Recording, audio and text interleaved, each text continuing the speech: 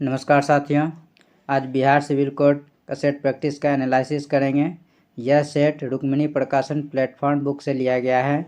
इस बुक में टोटल आपका 22 सेट दिया गया है। इन 22 सेट का बारी से आपको दिन प्रतिदिन वीडियो मिलता रहेगा।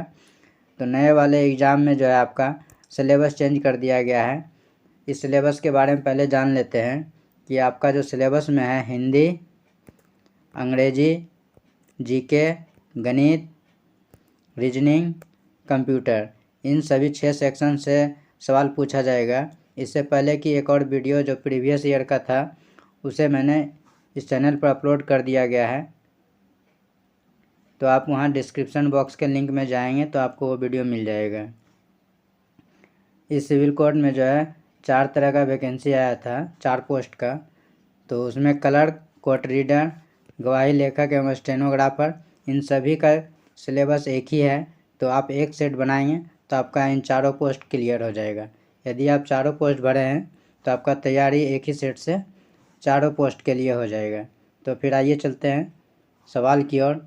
यदि आप चैनल पर नए हैं तो चैनल को ज़रूर सब्सक्राइब कर दें। सवाल में पहला सेक्शन हिंदी का है, तो हम हिंदी के सवालों को जानेंगे। तो पहला क्वेश्चन बोला गया है, यति का क्या अर्थ है। तो यति का अर्थ होता है आपका विराम अर्थात स्थिर। चरण का अर्थ होता है पग, कदम। गण का अर्थ होता है समूह, झुंड, जैसे विद्यार्थी गण बोलते हैं जिसका मतलब विद्यार्थियों का झुंड। शिक्षक गण, इस तरह से गण का अर्थ होता है समूह। प्रवाह का अर्थ होता है धारा, तेज गति, ये सब। नेक्स्ट सवाल, परीक्षा केंद्र में कौन सा समास है। तो आप पहले जानेंगे परीक्षा केंद्र को आप तोड़ेंगे तो परीक्षा के लिए केंद्र इस तरह से टूटेगा। तो के लिए किसका विभक्ति है, तो के लिए विभक्ति संप्रदान का आता है। तो कर्ता के अगर आप 8 विभक्ति का चिन्ह जानते हैं तो आप इसको आराम से तोड़ लेंगे। तो इसका जो विभक्ति होता है, कर्ता ने कर्म को करण से, संप्रदान को के लिए, अपदान से, अधिकरण में पर, संबोधन है अयोजी।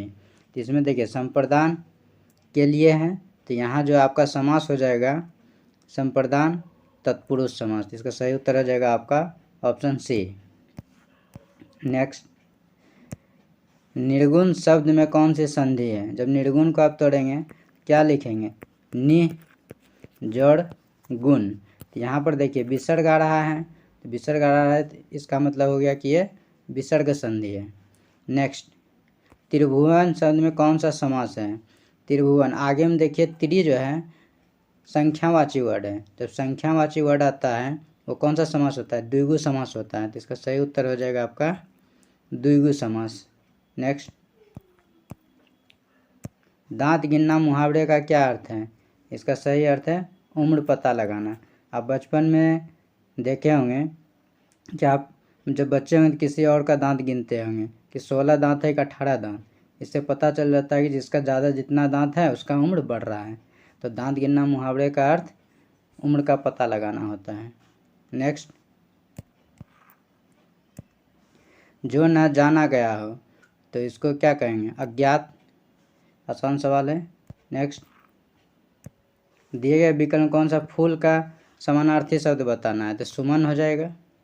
नेक्स्ट, हे राम मेरी रक्षा करो, इस वाक्य में कौन सा कारक है।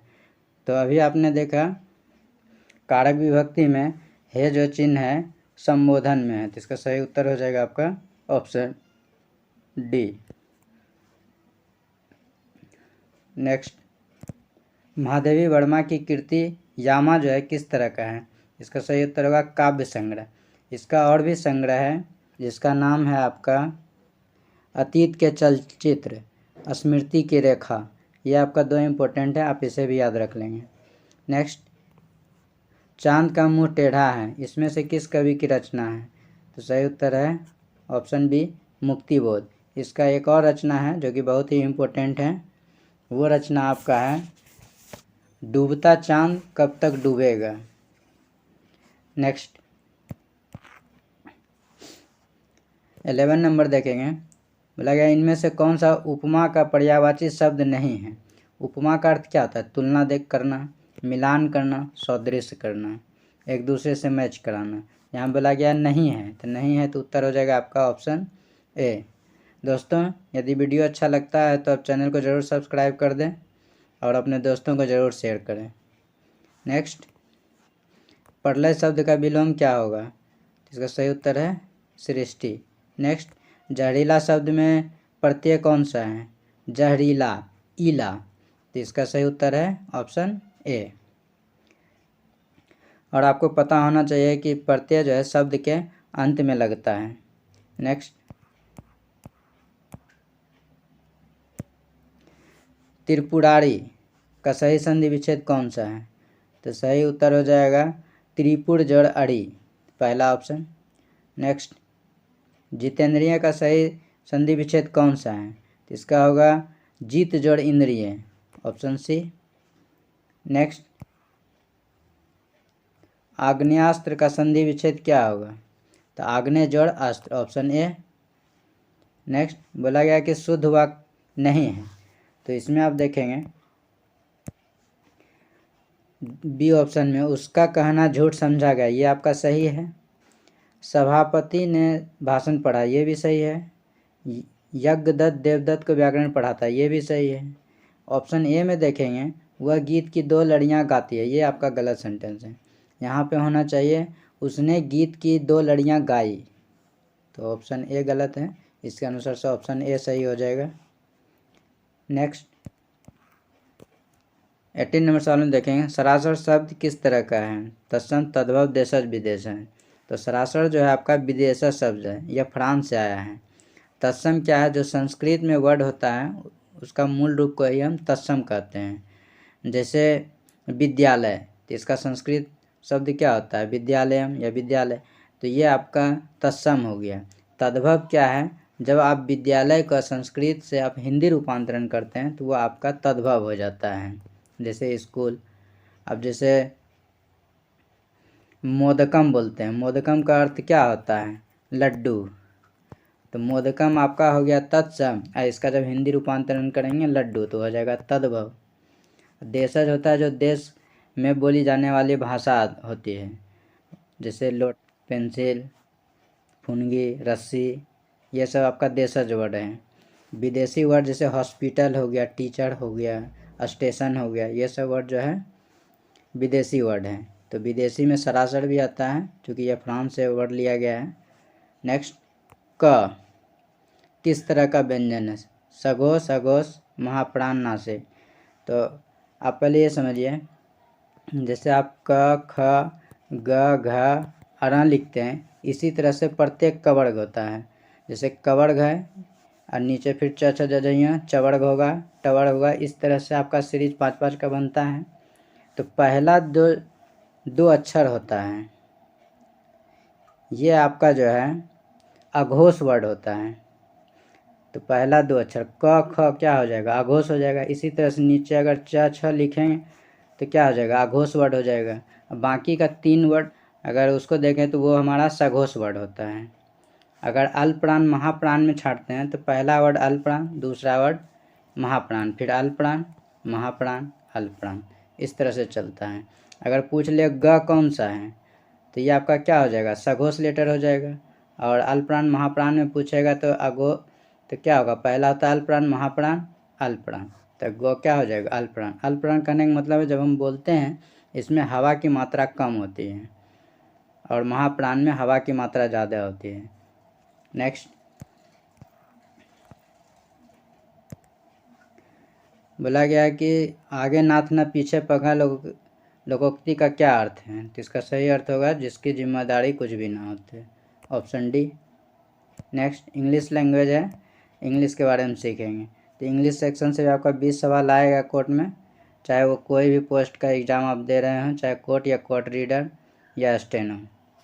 और जो चपरासी का फॉर्म भरे हैं उसमें भी इंग्लिश पूछा जाएगा, लेकिन कम मात्रा में पूछा जाएगा। तो इंग्लिश का पैटर्न यही रहेगा, तो आप इन्हें देखें। इसमें बोला गया अपोजिट मीनिंग देना है। मेंटेन, मेंटेन का अर्थ होता है बनाए रखना, तो प्रिजर्व सुरक्षित रखना, ये तो होगा ना। प्रोटेक्ट सुरक्षित रखना, दोनों सेम वर्ड है। सस्टेन का भी अर्थ होता है बनाए। एबेंडन हो जाएगा इसका सही उत्तर, छोड़ देना या त्याग देना। जैसे आप मान लें कोई घर बनाए, उसको आप मेंटेन नहीं करेंगे तो सब दिन वो एक अच्छा नहीं दिखेगा। तो सस्टेन का भी अर्थ होता है बनाए रखना या उसी रूप में रखना। तो इस अनुसार से अपोजिट वर्ड अबेंडन हो गया। नेक्स्ट, रिमेंबर, याद करना, उल्टा हो जाएगा आपका क्या, फॉरगॉट या फॉरगेट। पिकुलियर, पिकुलियर का अर्थ होता है अजीब या विचित्र। तो इसका सही आंसर होगा नॉर्मल। अनयूजुअल, असाधारण, वर्ड आप जान ही रहे हैं, क्यूरियस, जिज्ञासु। 24 से 26 नंबर सवाल में देखेंगे, वन वर्ड दिया गया है। तो बोला गया है नॉट अलाउड टू डू और बी समथिंग, मतलब काम करने की अनुमति ना देना। तो जो आदमी अयोग्य होता है उसी को हम काम करने की अनुमति नहीं देते हैं, क्योंकि वो खराब काम कर देते हैं। तो इसका सही उत्तर हो जाएगा आपका इनएलिजिबल। इनएलिगेंट का अर्थ होता है, देखिए एलिगेंट का अर्थ होता है भव्य, इनएलिगेंट भद्दा, बेकार। इनडिलाइबल, इनडिलाइबल का अर्थ होता है अमिट, जिसको हम मिटा नहीं सकते हैं। इनसिंसियर, सिंसियर का अर्थ होता है ईमानदार, निष्ठावान, जिम्मेदारी लेना। इनसिंसियर इसका अपोजिट वर्ड है। बेईमान भी बोल सकते हैं, निष्ठावानहीन बोल सकते हैं। नेक्स्ट,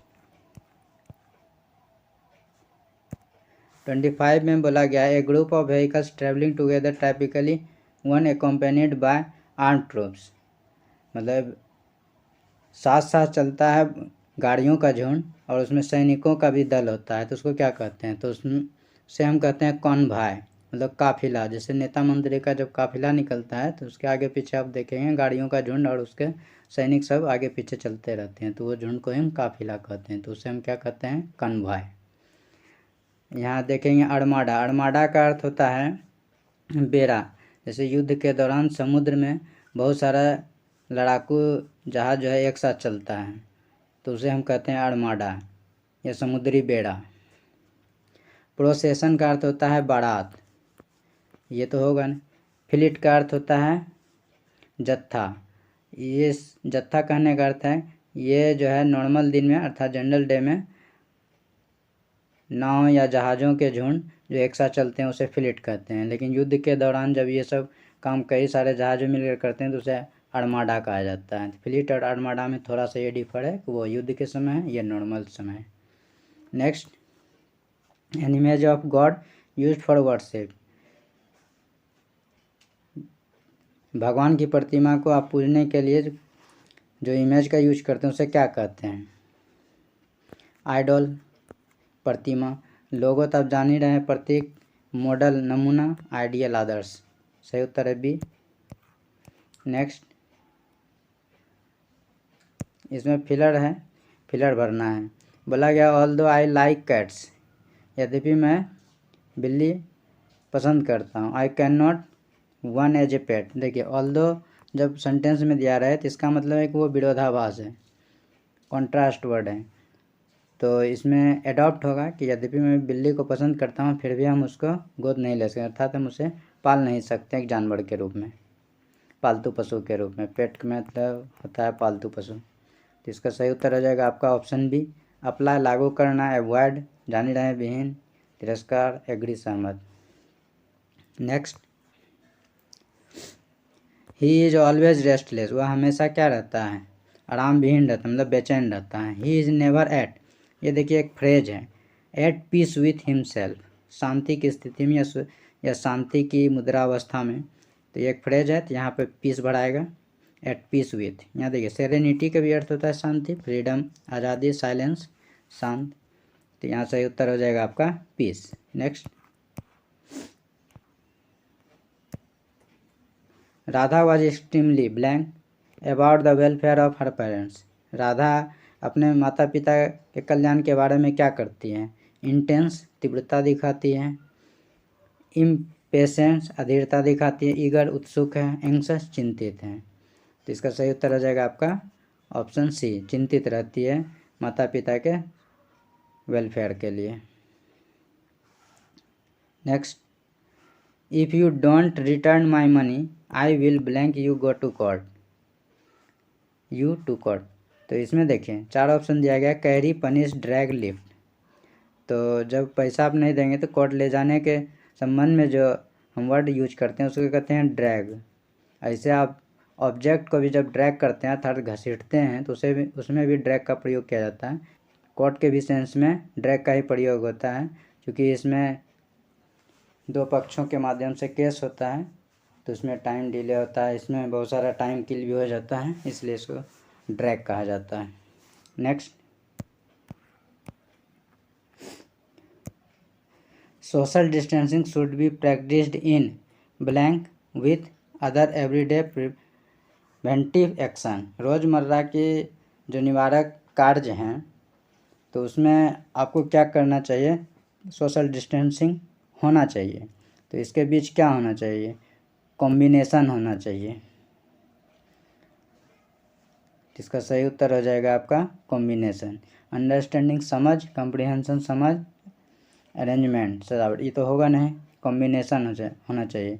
रोज़मर्रा के जो भी निवारक चीज़ें वाली काम होती है या जो भी हम काम करते हैं उन दोनों के बीच क्या होना चाहिए, सोशल डिस्टेंसिंग होना चाहिए।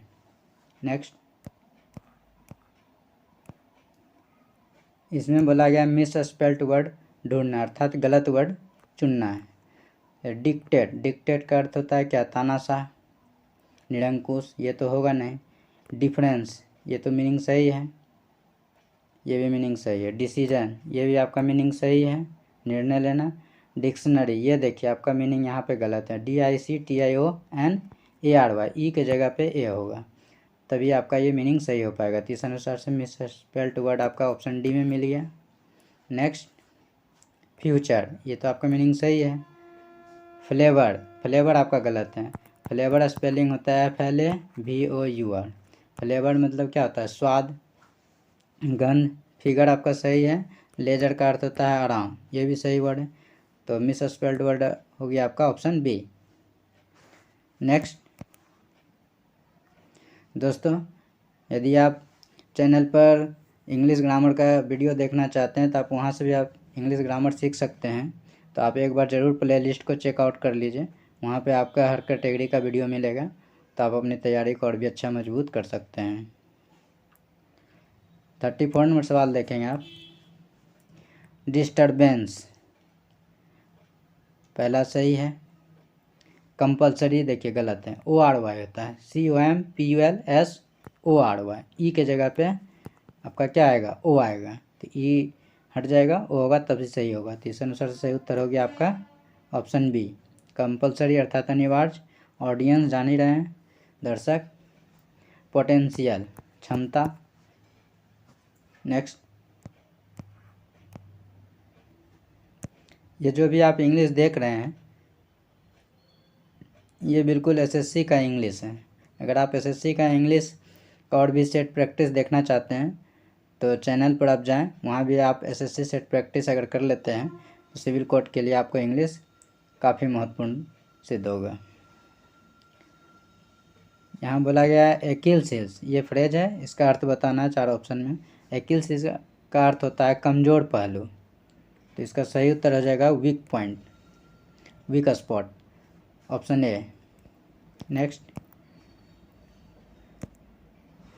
इसमें बोला गया कट द गार्जियन नोट, मतलब कि कोई काम कठिन है उसको आप आसानी से कर लेते हैं, तो इसका सही उत्तर हो जाएगा आपका remove the difficulty, option C. Next, he took के लिप इन द डार्क, मतलब होता है कि बिना परिणाम जाने कुछ भी काम करना, मतलब अर्थात रिस्क लेना एक तरह का। तो यहाँ सही उत्तर हो जाएगा आपका टू के रिस्क। नेक्स्ट, 38 से 40 नंबर सवाल में बोला गया है कि बेस्ट एक्सप्रेस मीनिंग ढूंढना, अर्थात सिमिलर वर्ड। तो फ्रेजाइल का अर्थ होता है कमज़ोर या भंगुर, तो सिमिलर वर्ड हो जाएगा आपका क्या, फ्रेजाइल, फ्रेल होगा, फ्रेल का भी अर्थ होता है कमज़ोर। फर्म का अर्थ होता है मजबूत, स्ट्रॉन्ग मजबूत, हेल्दी स्वस्थ। नेक्स्ट दोस्तों, वीडियो थोड़ा लंबा हो सकता है क्योंकि इसमें पूरा सिलेबस को इंक्लूड किया गया है, तो आप वीडियो को ज़रूर शुरू से अंत तक देखें। आपको एग्ज़ाम में इस पेपर के लिए 2 घंटा मिलेगा, आपको हम 40 से 45 मिनट टोटल सवाल करा देंगे और भी पूरी एनालिसिस करके। तो आप वीडियो छोड़कर ना जाएं, आप पूरा वीडियो ज़रूर देखें। तभी आपका एग्ज़ाम का तैयारी बहुत ही बेटर रूप से हो पाएगा। कंडोन, कंडोन का अर्थ होता है माफ़ करना या छोड़ देना, तो इसका सही उत्तर हो जाएगा आपका फॉरगिव, क्षमा कर देना, option A. Next release, release का भी अर्थ होता है छोड़ देना, मुक्त कर देना, आज़ाद कर देना, सही उत्तर हो जाएगा आपका ऑप्शन बी। कैप्चर का अर्थ होता है बंदी बना लेना, पकड़ के रख लेना। कीप का भी जान ही रहे अर्थ, होल्ड, पकड़ के रखना है, रोक कर रखना। नेक्स्ट, अब देखिए आपका जनरल नॉलेज और करेंट अफेयर से सवाल है। चलिए 41 नंबर सवाल देखेंगे। बोला गया है खाली स्थान है, वनों की कटाई के लिए जिम्मेदार प्रमुख कारकों में से एक क्या है? तो इसका आसान सा उत्तर हो जाएगा कृषि, कृषि के कारण ही कटाई हो रही है वनों का। नेक्स्ट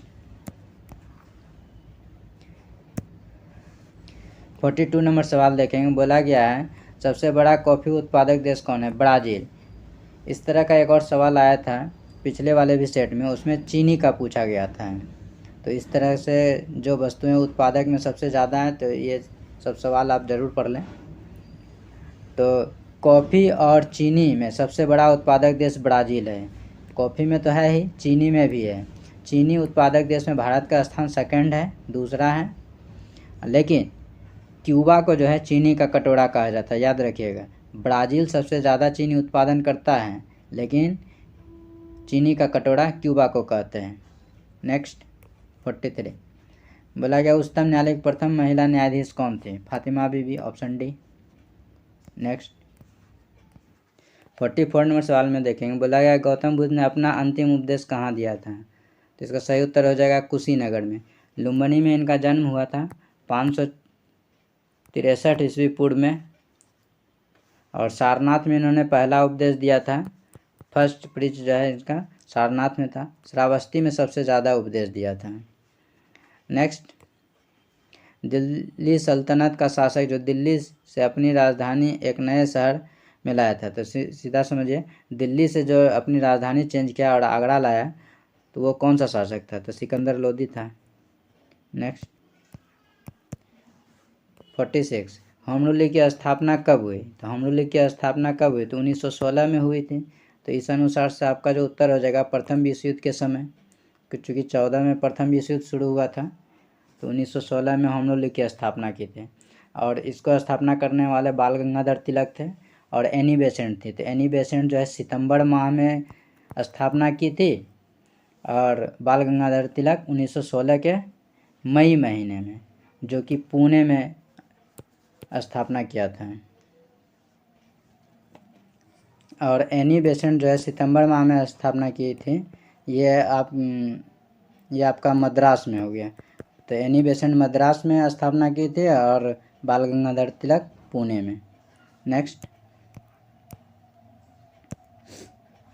राजा साहू का प्रथम पेशवा कौन था? इसका उत्तर है Balaji Bajirao, option B. Next, बोला गया निम्नलिखित में से किस अनुच्छेद में राज्यसभा को यह अधिकार है कि 2/3 बहुमत से किसी नई अखिल भारतीय सेवा को स्थगित करे? ऑप्शन ए अनुच्छेद 312। नेक्स्ट, यदि भारत के नियंत्रक महालेख परीक्षक पर कदाचार तथा असमर्थता का आरोप लगाया जाता है, तो वह पदच्युत हो सकता है, मतलब पद से हटाया जा सकता है। तो इसका सही उत्तर हो जाएगा संसद के दोनों सदनों से समावेदन पर, ऑप्शन ए। नेक्स्ट, अरब सागर और फारस की खाड़ी जुड़े हुए हैं, किससे संबंधित है? तो जलडमरू मध्य कौन सा हो जाएगा? हारमुज जलडमरू मध्य। इसका सही उत्तर है हारमुज जलडमरू मध्य, ऑप्शन बी। नेक्स्ट, किस स्थान को समुद्रपुत कहते हैं? सही उत्तर है गंगा सागर। ये कहाँ है आपका? बंगाल की खाड़ी में। नेक्स्ट, राष्ट्रीय प्रसारण दिवस कब मनाया जाता है? 23 जुलाई, ऑप्शन डी। नेक्स्ट, अनिवार्य रक्षा सेवा विधेयक 2021 को राष्ट्रपति की मंजूरी किस महीने में प्राप्त हुई थी? अगस्त 2021, ऑप्शन बी। नेक्स्ट, न्यायालय में प्रयुक्त अटॉर्नी ऑफ रिकॉर्ड शब्द का क्या अर्थ है? इसके बारे में थोड़ा सा आप समझ लिया। जैसे दो पक्ष है, ए और बी, दोनों में मारपीट हो गया, झगड़ा हो गया। ए ने जाकर केस कर दिया बी के ऊपर कोर्ट में, ठीक है। अब ए तो केस कर दिया, अब ए की तरफ से कौन सा वकील केस लड़ेगा? जिस वकील को इसने हायर किया है उस वकील का नाम, उस केस से संबंधित अपना वकील का नाम डालेगा ए, तो उसी वकील के नाम को हम अटॉर्नी ऑफ रिकॉर्ड कहते हैं। तो सही उत्तर हो जाएगा आपका ऑप्शन ए। नेक्स्ट, न्यायालय में गतिविधि में बेल फॉर फ्यूचर शब्द का क्या अर्थ है? इसमें क्या होता है, बेल में जो पैसा दिया जाता है वो सरकार द्वारा अर्थात जज द्वारा जब्त कर लिया जाता है। अदालत का वह आदेश जिससे जमानत की राशि जब्त करने को कहा जाता है। तो ये आपका सही उत्तर हो जाएगा ऑप्शन बी। नेक्स्ट, सूर्य की ऊर्जा का कौन सा स्रोत है? नाभिकीय संलयन, आसान क्वेश्चन, ऑप्शन सी। जंतुओं का सबसे बड़ा समूह क्या है? सही उत्तर है आर्थ्रोपोडा, ऑप्शन सी। आर्थ्रोपोडा का पहचान आराम से करते हैं कि इसके माथे पे जो है कलगी निकला होता है, 2 आँखें होती हैं, जैसे मक्खी हो गया, मच्छर हो गया, तेलचट्टा हो गया, ये सब चीज़ें आर्थ्रोपोडा के आर्थ्रोपोडा के अंतर्गत सब आता है। और ये जो है निषेचन शरीर के अंदर करता है और ये एक लिंगी जीव होता है।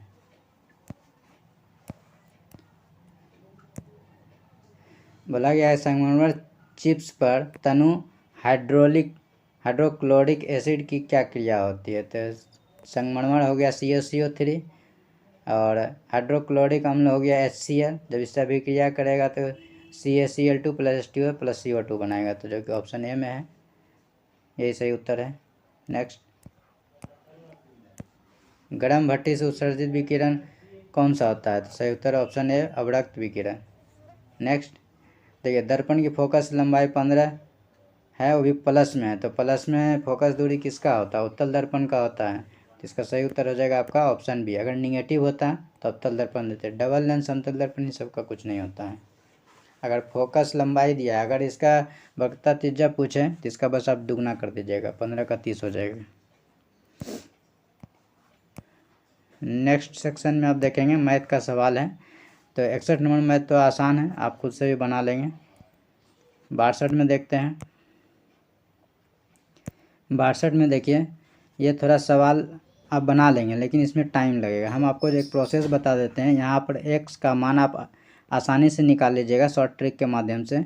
उसके बाद x का मान रख के उसका मध्यानुपाती निकाल लीजिएगा। तो x का कैसे मान निकालेंगे, आइए सीखते हैं। यहाँ देखिए, ये शुरुआत है 10, आखिरी है 32। इस दोनों को पहले क्या करिएगा, आपस में गुना कर दीजिएगा, माइनस। उसके बाद जो जो बच गया 16, 22, बीच वाला दोनों टर्म, इसको आपस में गुना कर दीजिएगा, 16 और 22 को नीचे लिखिएगा। उसके बाद जो आप ऊपर में गुना किए थे 10 और 32, इसको आप जोड़ के लिख दीजिए 42, माइनस 16 और 22 को जोड़ के लिखिएगा, कितना आएगा आपका 38। अब इसको हल कर दीजिएगा।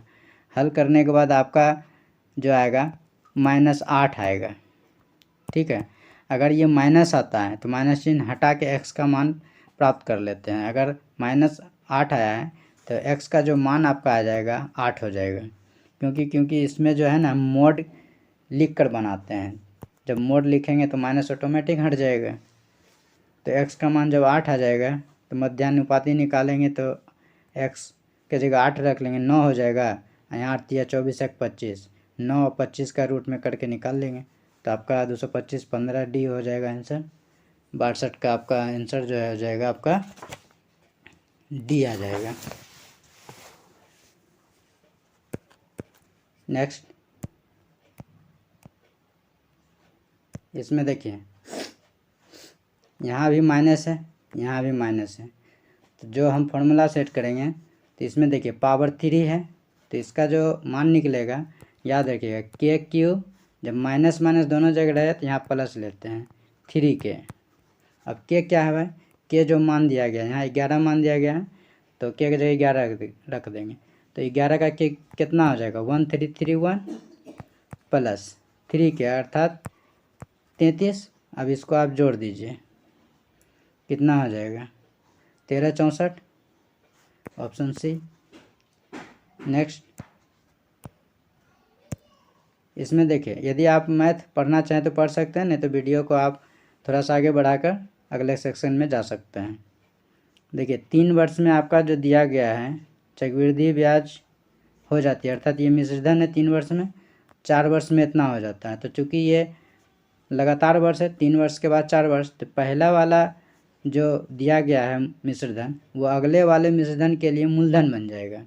तो इसमें आपको क्या करना है, इस तरह से आप बना देंगे 73,205 इक्वल टू 66,550 1 प्लस R/100। इस फॉर्मूला से आप R निकाल लेंगे। इसको आप नीचे ले आइएगा, 1 को माइनस कर दीजिएगा, R निकल जाएगा आपका। तो इसका जो सही उत्तर आएगा हल करने के बाद ऑप्शन डी 10 नंबर आएगा, 10% आएगा। ये आप हल कर लीजिएगा। नेक्स्ट 65 आसान सवाल है, ये आप खुद से भी बना सकते हैं।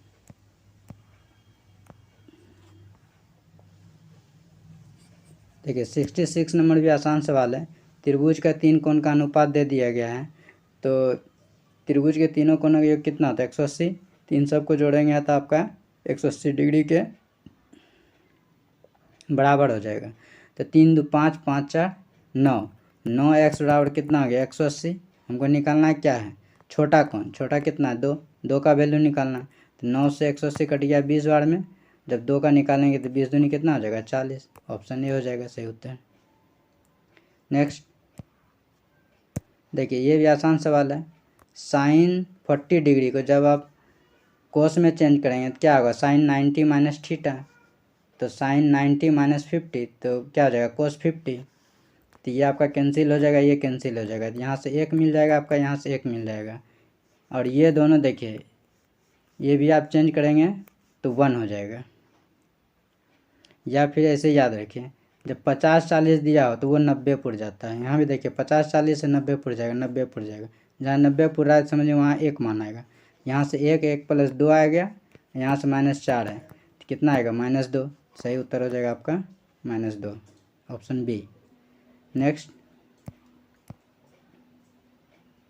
देखिए 38 नंबर सवाल आप आराम से बना लेंगे, लेकिन फिर भी आपको हम थोड़ा सा हिंट दे देते हैं आसान मेथड से बनाने के लिए, क्योंकि इसमें डिजिट जो है पॉइंट में दिया गया है। आसान डिजिट होता तो आप आराम से बना लेते हैं। देखिए यहाँ पे 30 लड़कों का जो है औसत दिया गया कितना 88, और क्या बोला 2 लड़का भाग जाता है, 2 प्राप्तांक को निकाल दिया जाता है तो बच गया कितना 28। अब इस 28 का एवरेज कितना दिया गया है, घटकर कितना हो जाता है 87.5। अब देखिए इन दोनों का डिफरेंस कितना आया 0.5, और इन दोनों का डिफरेंस कितना आया 2। अब क्या करिए 30 को इस 0.5 में गुना कर दीजिए, कितना आएगा 30/150 अर्थात 15,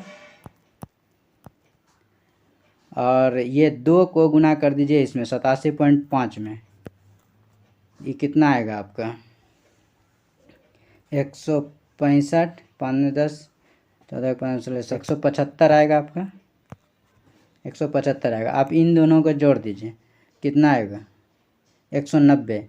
190 में ये आपका जुड़ गया 190 है। अब यहाँ बोला शीर्ष 2 प्राप्तांकों में अंतर जो है 2 का है। अब देखिए तो पहला प्राप्तांक यदि हम x मान लें तो दूसरा कितना होगा x + 2, तभी इन दोनों का अंतर 2 आ पाएगा। अब इन दोनों का योग कितना आया था अभी 190। अब यहाँ से x निकाल लीजिए तो 2 घटाएंगे तो कितना आएगा 188। तो 1 94 आएगा, 1 96 आएगा। तो यहाँ बोला गया उच्चतम प्राप्तांक, सही उत्तर हो जाएगा आपका ऑप्शन सी। नेक्स्ट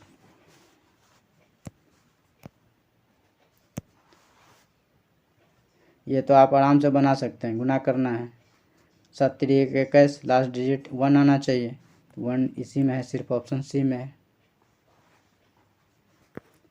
नेक्स्ट ये तो आप आराम से बना ही लेंगे, इसमें कोई दिक्कत है नहीं।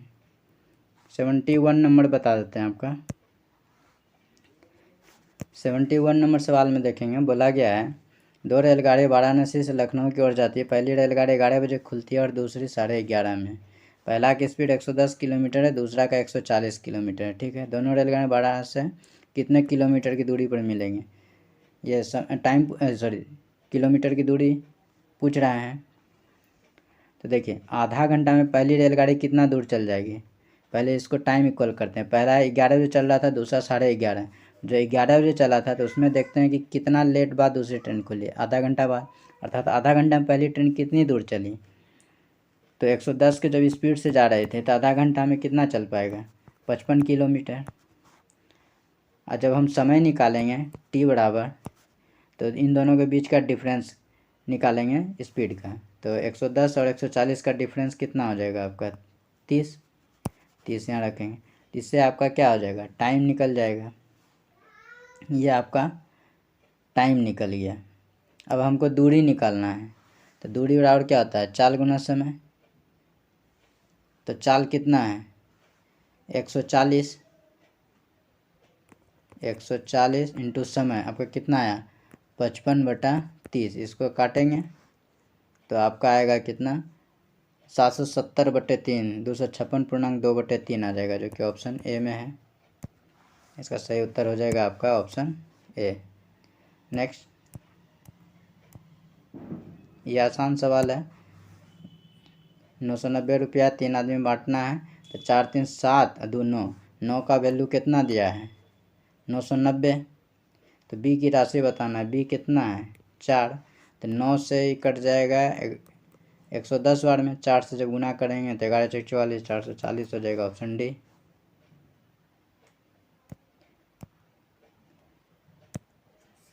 नेक्स्ट सवाल में देखेंगे, मतलब 25% की वृद्धि होती है। तो 25 वृद्धि हो रहा है, 125 इंटू 100 कर देंगे, इसको काट देंगे, 25 5 बजे 25, 20% हो जाएगा, ऑप्शन सी। नेक्स्ट, इसमें देखिए दो संख्या का अनुपात 3:5 है। तो पहले आंसर आप देख लीजिए कि कौन सा ऑप्शन में 3:5 का अनुपात पुर रहा है। इसका ऑप्शन जो है, ऑप्शन ए में भी पुर रहा है 3:5 और ऑप्शन बी में भी पुर रहा है 3:5 और ऑप्शन सी में भी है 9 × 27 9 × 45 और इसमें 17 × 7 = 35 बी में भी। लेकिन बोला उनका लोसो जो है आपका 120 है। तो 120 किस में लोसो आएगा, इसमें आएगा लोसो 20, 120 कभी नहीं आएगा। 30 के टेबल में आता है लेकिन 50 के टेबल में 120 है ही नहीं, तो ये तो होगा नहीं। सेकंड ऑप्शन में देखेंगे 24 × 25 20 से 40 दिया 120, ये सही है और किसी में नहीं आ रहा। तो इसका सही उत्तर हो जाएगा आपका ऑप्शन बी। नेक्स्ट देखिए, ये रेकरिंग वाला सवाल है। रेकरिंग वाला सवाल का पैटर्न समझ लीजिए कि किस तरह से हम बनाते हैं। यहाँ पे देखिए क्या दिया है, 0.037 पर आपका क्या रेकरिंग है। तो इसका जो बनाने का फॉर्मेट होता है, पहले हम थोड़ा देर के लिए जीरो को जो है हम यहाँ पे 2 मान लेते हैं, पॉइंट के बाद वाला, इस तरह से मान लेते हैं 0.237। अगर हम मान लेते हैं ये हमारा संख्या है 0.237, इसको हमको बनाना है। क्या करेंगे, तो इसमें जो टोटल डिजिट है जैसे 2 3 7 दशमलव के बाद उसको पूरा लिख लेंगे, माइनस जिस पर रेकरिंग नहीं है उसको घटा देंगे। नीचे में जो है जिस पर रेकरिंग है उसके लिए 9 लिखेंगे, यहाँ 3 और 7 पर रेकरिंग है तो 2 9 लिखेंगे। जिस पर रेकरिंग नहीं है उसके बदले 0 लिखेंगे।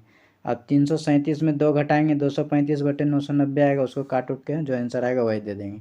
यही फॉर्मेट होता है रेकरिंग वाला सवाल बनाने के लिए। यहाँ पे देखिए ये जो 0 है, इस 0 के जगह पे आपका हम 2 लिए थे, अगर 0 ले लेंगे तो यहाँ पे आपका 0 आ जाएगा और यहाँ पे आपका क्या रह जाएगा, 37 रह जाएगा, चूँकि आगे में तो 0 है। तो 37/990 हो जाएगा, 0 घटेगा। तो सही उत्तर हो जाएगा आपका ऑप्शन सी। नेक्स्ट, अब चाहें तो रीजनिंग खुद से भी बना सकते हैं, इसको हम स्किप आउट कर दे रहे हैं क्योंकि रीजनिंग आसान ही रहता है। तो आप थोड़ा देख सकते हैं, इसका स्क्रीनशॉट लेके भी आप बना सकते हैं। ज़्यादा कठिन रीजनिंग नहीं है, आप चाहें तो खुद से बना लें। अगर वैसा कुछ प्रॉब्लम होगा तो आप कमेंट बॉक्स में कमेंट करके बताइएगा, वो भी रीजनिंग में आपको बता देंगे। चलते हैं नेक्स्ट सवाल की ओर। अब कंप्यूटर से सवाल आ गया है। पहला सवाल है 86 नंबर कंप्यूटर से कि पहली पीढ़ी के कंप्यूटर का मुख्य घटक क्या है। तो सही उत्तर हो जाएगा आपका वैक्यूम ट्यूब। वैक्यूम ट्यूब के बाद जो है आपका ट्रांजिस्टर आया था, उसके बाद एकीकृत सर्किट आया था, उसके बाद VLSI very large integrated circuit आया था। इस तरह से फिर सर्किट का डिज़ाइन बढ़ते गया और एक ही सर्किट में करोड़ों सर्किट का प्रयोग होने लगा। नेक्स्ट बोला गया कंप्यूटर शब्दावली में EEPROM का पूर्ण रूप क्या है। तो आपको मालूम है रोम का full form read only memory. अगर ये वर्ड का आप जान रहे हैं तो EP का नहीं भी जान रहे हैं तो आप इससे फाइंड आउट कर सकते हैं। रीड ओनली मेमोरी कहाँ है, यहाँ पे है और कहीं है नहीं है, तो यही उत्तर हो गया erasable programmable read only memory. EEPROM का पूरा नाम यही होता है। नेक्स्ट इसमें बोला गया कि पहला वेब ब्राउज़र किसको माना गया है। तो सही उत्तर है नेक्सस। नेक्सस ये नाम है www का, तो और इसका जो खोज किया था टिम बर्नर्स-ली ने किया था। तो नेक्सस कहें चाहे www कहें, दोनों एक ही बात है, बस नाम चेंज है। नेक्स्ट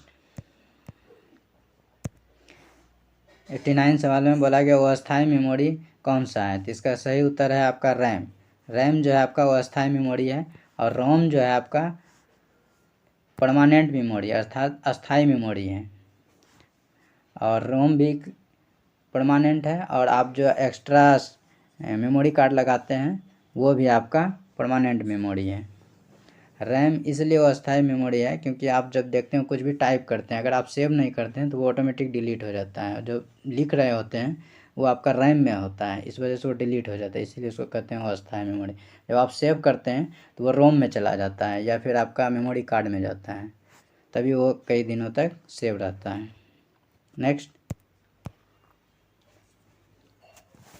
इसमें बोला गया है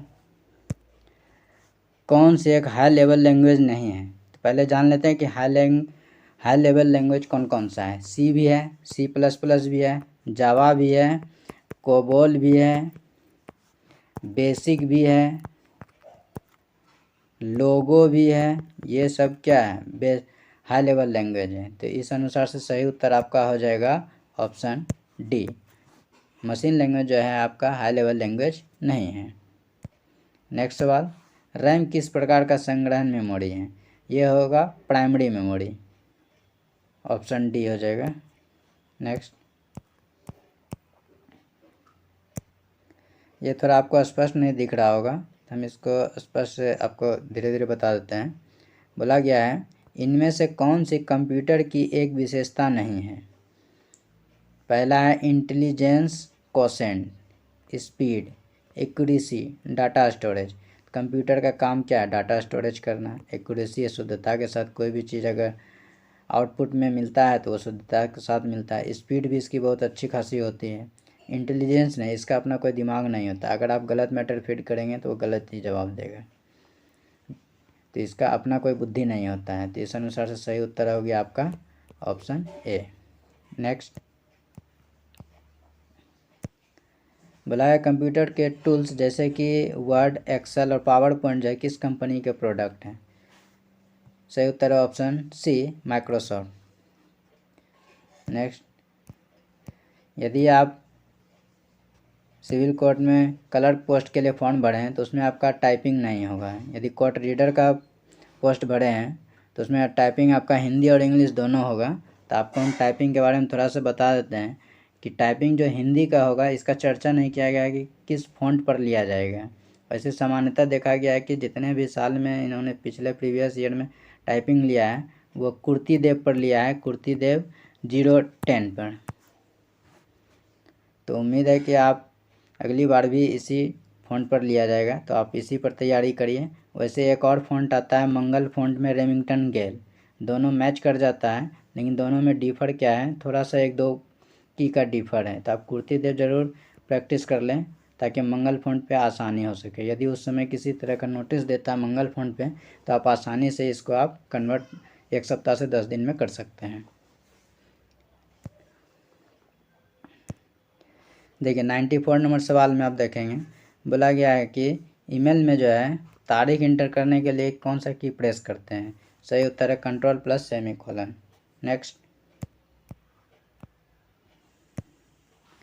निम्नलिखित में से क्या संग्रहण युक्तियों के सही क्रम में आकार के अनुसार से बढ़ते क्रम में दर्शाता है। देखिए इसके बारे में पिछले वीडियो में भी अर्थात पिछले सेट में भी मैंने बताया था ग्राफ के माध्यम से कि कब स्टोरेज किसका ज़्यादा होगा कब होगा, और स्पीड भी मैंने बताया था। वही सवाल देखिए इस सेट में भी है, तो इसके बारे में फिर से थोड़ा सा रिमाइंड आपको कर देते हैं।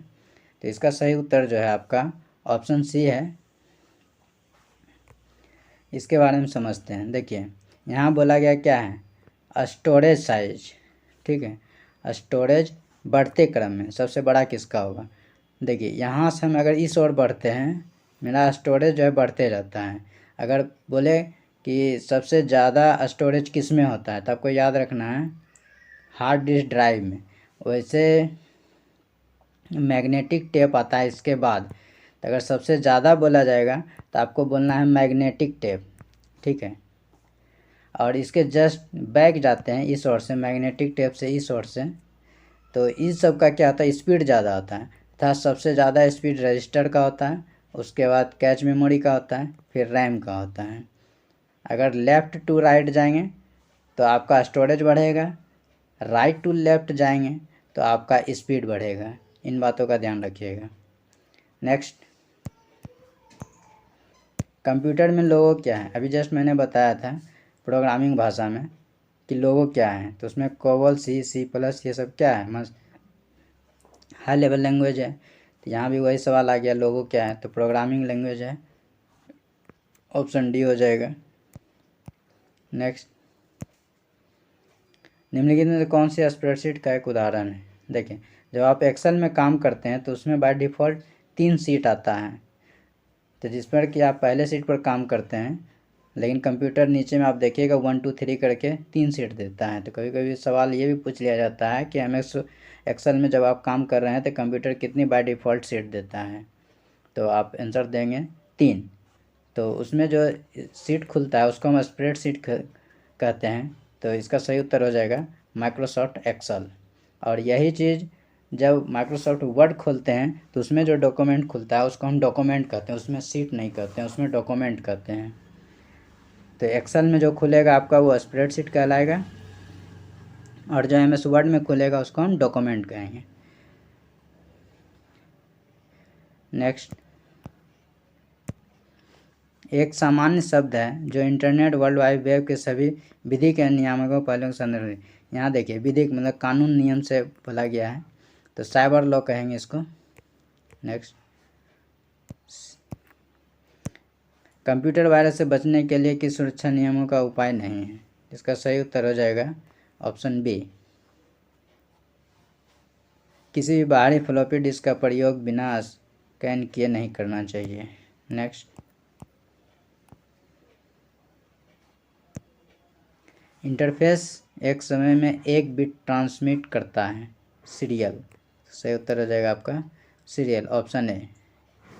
दोस्तों अब ये सेट पूरा कंप्लीट हो चुका है। अब हम आपके पास आएंगे नेक्स्ट सेट के साथ। तब तक के लिए जय हिंद, नमस्कार।